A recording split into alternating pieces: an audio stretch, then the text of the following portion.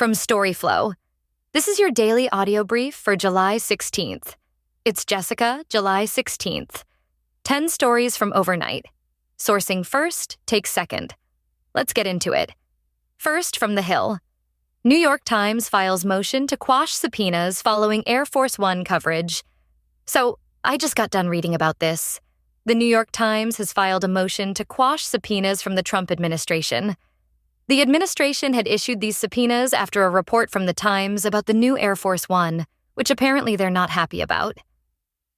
The Times is arguing that the subpoenas are abusive and an overreach of executive power.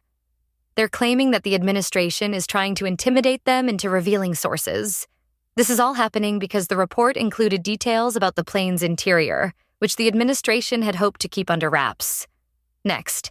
Second, from the Hindu top. New York Times files motion to quash subpoenas served on journalists over Air Force One coverage. The New York Times has filed a motion to quash subpoenas that the Justice Department served on journalists who reported on security concerns involving the new, Qatari-gifted Air Force One, teeing up a significant court fight over press freedom and the government's ability to force reporters to identify sources up next. Third, from The Guardian, U.S., New York Times files motion to quash Justice Department subpoenas. Journalists who had reported on security concerns around the new Air Force One, a gift from Qatar, received summons. The New York Times on Wednesday filed a motion to quash subpoenas the Justice Department served journalists who reported on security concerns involving the new, Qatari-gifted Air Force One, teeing up a significant court fight over press freedom and the government's ability to force reporters to identify sources. As we set out in our motion, these subpoenas are brought in bad faith to punish the Times for its coverage. And then, fourth, from Independent. New York Times files motion to quash subpoenas served on journalists over Air Force One coverage. Hey, so you know how the government sometimes tries to get reporters to spill on their sources? Well, the New York Times is pushing back hard. They just filed a motion to quash these subpoenas the Justice Department sent out to journalists who were reporting on those security concerns with the new Air Force One, the one Qatar gifted us. This is shaping up to be a pretty big deal for press freedom, honestly. The core of it is that the government wants to know who gave these reporters information about potential vulnerabilities. The Times is arguing, and I think it's a really strong point, that forcing their journalists to reveal their sources would essentially chill reporting. If sources can't trust that their anonymity will be protected, they're not going to come forward with important information, especially when it comes to national security or, the plane the president flies on. This isn't just about this one instance either. It's about setting a precedent. If the government can easily subpoena reporters and force them to reveal sources in cases like this, it could make it a lot harder for journalists to do their jobs effectively in the future. It's a real balancing act between the government's need to investigate and the public's right to know, and the press's ability to report that information without fear. The Times is really standing up for that. Next. Fifth, from The Guardian world, hundreds of refugees feared dead after 2 suspected shipwrecks off Myanmar, UN. So, I was digging into this story, and it's looking like hundreds of refugees are feared dead after 2 suspected shipwrecks off Myanmar. The UN is saying that these vessels likely departed from Myanmar in late June, and they were carrying mostly Muslim Rohingya minority. The UN's International Organization for Migration and Refugee Agency are sounding the alarm, saying that 2 boats carrying over 500 people might have capsized off the coast of Myanmar in recent days.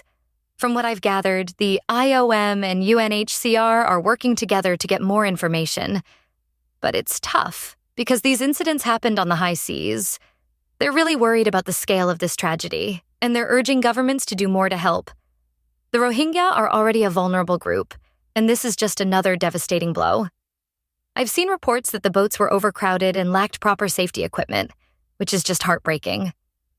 The UN is calling on governments to step up their efforts to rescue people at risk and to provide more support to those affected. It's a really tough situation, and I'm just hoping that more information comes out soon so we can get a better understanding of what happened. Up next. Sixth, from The Guardian world. Australian patients' medical records could be sold on dark web after clinic's data breach. So here's what I found out.